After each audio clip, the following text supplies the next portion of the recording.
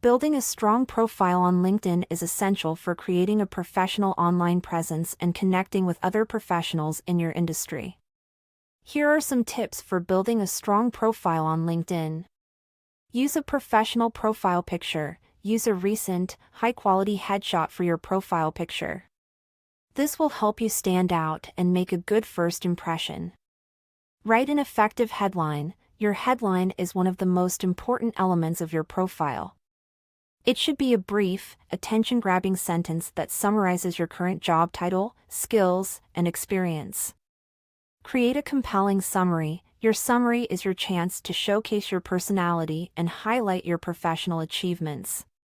Use it to demonstrate your expertise and explain what makes you unique.